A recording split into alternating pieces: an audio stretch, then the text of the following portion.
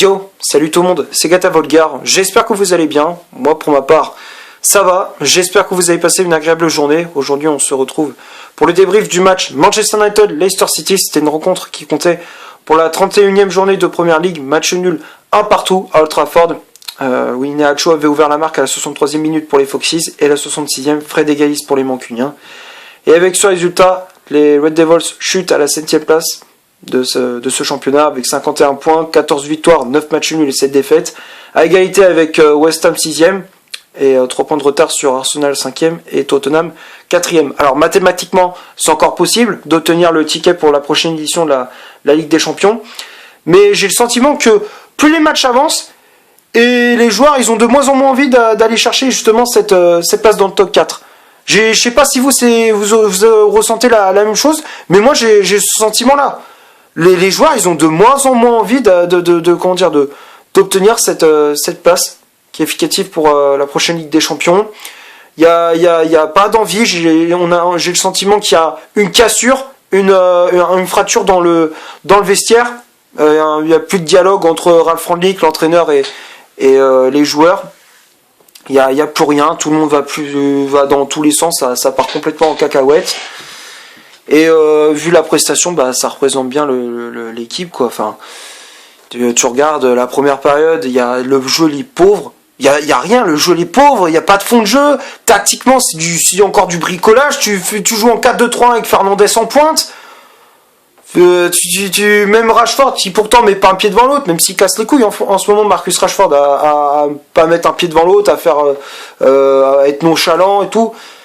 Et mets-le au moins en pointe, parce que là c'est comme ça que tu le tues. Même pareil Lingard, enfin essaye de tenter quelque chose. Tu joues notre formation, notre schéma tactique, par exemple 4-4 dans losange, et tu mets justement Elanga et Sancho devant, Bruno Fernandes en 10. Enfin, t'essaies quelque chose, mais que ça soit cohérent, quoi, dans tes idées, que ce soit pas du grand bricolage avec Fernandes en pointe. Alors Ronaldo, je sais que Ronaldo était pas au point pour ce match, et même Cavani qui était blessé malheureusement, mais essaye de tenter quelque chose, mais de cohérent, pas faire du grand n'importe quoi, du grand bricolage comme je viens de dire avec Fernandes en 9, quoi. Où t'as vu ça, quoi? En quelle année Fernandes c'est un attaquant de pointe, quoi?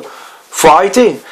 Et puis tu fais que subir défensivement, tu prends des bouillons pas possibles avec Luke Shaw et Diogo Dalot, plus du côté de Luke Shaw que celui de Dalot. Encore Dalot ça va, mais on se prenait des bouillons côté de Luke Shaw, avec James Maddison aussi qui a eu des occasions, Iheanacho ou encore Harvey Barnes. Donc après les deux équipes sont plutôt neutralisées en première période, 0-0. La deuxième période c'est reparti à peu près sur la même chose, même si Manchester a eu un petit peu plus d'envie, mais bon, sans plus. Et à force de pas marquer, enfin essayer de subir, tu prends le but, hein. C'est une énième fois on concède l'ouverture du score dans la saison. Iheanacho à la 63e sur une contre-attaque, justement tu avais amené une contre-attaque, Fred qui est repris au niveau de la ligne médiane, c'est intercepté par Dewsbury, et derrière le centre pour Iheanacho qui a repris ce ballon de la tête, si je me trompe pas, derrière qui la dévie du bout du gant. Bon, pas assez pour la sortir. 1-0. Là, tu te dis, c'est même plus là, c'est mort. Là, Leicester, ils ont marqué, ils vont mettre le deuxième et puis ils vont fermer le jeu. C'est ce que je me suis dit en tout cas, parce que vu ce qu'on proposait, on aurait pu jouer plus de 3 heures, ça aurait été la même chose. On n'aurait pas réussi à marquer. Mais par miracle, en plus, c'est vraiment du cul, parce que le but de Fred, tout part d'un dégagement raté de Kasper Schmeichel. C'est récupéré dans l'entrejeu. La passe pour Bruno Fernandes dans l'axe. Frappe du Portugais, mal repoussé par le gardien danois. Et Fred qui avait bien suivi, qui a juste parfaitement Schmeichel d'un plat du pied. Un partout. Donc on va dire qu'on a eu beaucoup de chance. Et en plus quand même, bon, après mon petit coup de gueule, c'est quand même, quand tu t'es Manchester United, tu dois proposer du jeu, ça doit jouer la passe à 10, les contre-attaques, les machins, tout ça doit être vachement animé. Mais non, on attend que l'adversaire fasse une boulette pour égaliser. T'imagines? On arrive à ce point-là, même en première période, on était obligé d'attendre que l'adversaire fasse une boulette pour qu'on marque. Franchement, ça prouve bien il y a aucun fond de jeu, il y a rien du tout. On s'emmerde, on se fait chier quand on regarde Manchester United de jouer. Moi, je le dis, j'ai aucun plaisir à regarder Manchester. J'ai aucun plaisir. C'est mon petit coup de gueule, ça. Et après, t'as du bol aussi derrière. Encore une fois, heureusement que la chance était de notre côté. Le but si je me trompe pas, c'était James Maddison qui avait marqué ce deuxième. Enfin, le but a été refusé pour hors-jeu. Non, pas pour hors-jeu, je dis n'importe quoi. Pour une faute de Iheanacho sur Raphaël Varane.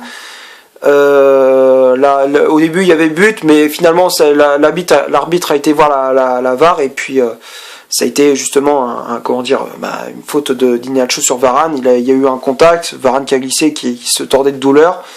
But refusé. Et puis ensuite, on a essayé d'avoir des occasions avec Jadon Sancho qui, encore une fois, laisse tomber les reprises de volée. T'as l'impression tu regardais un épisode de Karate Kid, l'autre il te fait des reprises de volée. C'est soit ça partait dans les tribunes. Je te jure, même quand je voyais ces reprises de volée, je me demandais s'il avait pas à la fin du match, tu sais, les mecs qui faisaient les stats, ils disaient bon, Jadon Sancho, ces reprises de volée, je crois qu'avec ça, il a fait, je crois, 3 ou 4 reprises de volée. Je crois qu'il a tué 12 pigeons en tout. Ouais, parce qu'il a fait sur 4 reprises de volée, il a tué au moins 3 pigeons. Parce qu'à chaque fois, ça partait dans les tribunes d'Old Trafford. Je me demande si les mecs, ils ont pas compté ça. J'aurais bien aimé voir le nombre de pigeons tués par Jadon Sancho à Old Trafford. Bon, ça c'est la petite pointe d'humour, et qui est pas drôle, justement. J'en rigole, mais c'est un rire nerveux. Mais bon, c'est quand même ce que plus sérieusement, c'est Sancho, il doit faire beaucoup mieux sur ses reprises de volée, quoi. Il est appliqué, c'est soit il fait un contrôle, soit il enchaîne une reprise de volée, ça part dans les nuages. À un moment donné, il faut s'appliquer. Non, mais Jadon Sancho, il mettait pas un pied devant l'autre, quoi. On va passer maintenant en composition d'équipe que Rangnick a aligné pour cette rencontre. Donc ça a été un 4-2-3-1. Comme je disais, il a fait du bricolage. De Gea dans les buts, Varane et Harry Maguire pour former la charge centrale, défenseur anglais qui a le brassard de capitaine. Les latéraux, Diogo Dalot à droite, Luke Shaw à gauche, McTominay et Fred devant la défense, Paul Pogba en numéro 10, Anthony Elanga, milieu latéral droit, Jadon Sancho, milieu latéral gauche, et en pointe, c'était Bruno Fernandes. Après, il a joué faux numéro 9, mais je te le dis, ce que proposait Rangnick, franchement, c'est du bricolage, quoi. Il y avait rien, c'était du grand n'importe quoi. Un coup Pogba il était en 10, un coup il jouait milieu défensif, un coup Fernandes il jouait faux numéro 9, un coup il était à droite, à gauche. On savait pas dans quel poste ils jouaient les mecs. C'était quoi le poste des joueurs. Après il y a eu l'entrée en jeu d'Alex Telles à la place de Luke Shaw, sorti sur blessure. Il y a eu un coup dur. L'entrée de Rashford à la place de Scott McTominay et Nemanja Matic à la place de Paul Pogba. Bon, l'entrée en jeu de Matic, elle a fait quand même du bien dans notre jeu. Rashford, encore une fois, il met pas un pied devant l'autre. Et Telles, bon, il a pas été extraordinaire, quoi. Bon, une entrée en jeu très très moyenne du Brésilien, quoi. Après, les stats côté de Manchester United, on va commencer par le Red Devils. 54% de possession de balle, 6 corners, 10 tirs au total, dont 5 tirs cadrés, 4 hors-jeu signalés. Et côté des Foxes, 46% de possession de balle, 5 corners, 9 tirs au total, dont 3 tirs cadrés. Hors-jeu signalé. Donc quand on regarde les stats, alors oui, Manchester United a de la possession de balle, mais en vrai, comme je disais, dans le jeu, c'est pauvre, quoi. C'est pauvre. Et puis en termes de précision de tir, ouais, on a foiré un tir sur 2, quoi. Un tir sur 2, bah ça c'est avec les reprises de volée de Sancho, quoi. Et côté de Leicester, bon, ils ont manqué de précision dans le dernier geste aussi, mais moi je trouvais que Leicester il méritait plus de gagner que nous. Ça c'est clair et net. Et puis les tops et les flops, franchement, tu veux je mets qui dans les tops? Ouais, peut-être De Gea qui a fait quand même un sacré arrêt en deuxième période sur une tête de Wesley Fofana. Il t'a sorti un sacré arrêt. Heureusement qu'il est là, parce qu'à mon avis on joue le maintien comme Everton, pareil, on joue le maintien. Sans lui, c'est ça. Heureusement qu'il est là, De Gea, donc le portier espagnol, je mets dans le top. Après, Maguire, Varane, Maguire, bof. Alors il a alterné le bon et le moins bon. Un coup il faisait de bonnes interventions, après il faisait de la merde. C'est ce qu'on voit depuis avec Maguire depuis pas mal de temps déjà cette saison. Varane, bon, j'ai trouvé qu'il y a plusieurs reprises il a limité la catastrophe. Ça a été celui qui a le plus stabilisé cette défense mancunienne. Luke Shaw assez décevant. Diogo Dalot, bon, on va dire qu'il s'est appliqué sur les centres. D'habitude, il foire ses centres, ça manque de précision, prendre vitesse ses adversaires pour gagner un contrat, mais à chaque fois c'est ses centres où ça manque de précision. Là, c'est vrai que ses centres étaient bien dosés, bien comme il fallait. Bon, après la finition, ses coéquipiers, ils sont pas dedans, mais sinon Dalot, ça va, il a pas été mauvais. McTominay, Fred, d'habitude je tape souvent sur Fred, mais pour son irrégularité, mais là sur ce coup-là, il a été correct, il a récupéré des ballons, il s'est projeté pas mal de fois vers l'avant. Pour moi, c'est le joueur qui a animé le plus l'attaque de Manchester. Donc milieu brésilien, je mets dans le top. McTominay, trop de perte de balles, il a pas été bon, il a récupéré des ballons, c'est vrai, mais combien de fois il en a perdu aussi, quoi. Il en a récupéré, mais je pense que c'était le même nombre de ballons perdus, quoi. À chaque fois, c'était pas bonne, ça manquait de précision. Non, McTominay, il mettait pas un pied devant l'autre. Pogba, pareil, il mettait pas un pied devant l'autre. Elanga, moyen. Jadon Sancho, comme je dis, tué 12 pigeons avec ses reprises de volée. Bruno Fernandes, bon, il a pas été non plus transcendant. Il a pas été flamboyant. Et après, les remplaçants, Telles, Rashford et Matic. Telles, très moyen.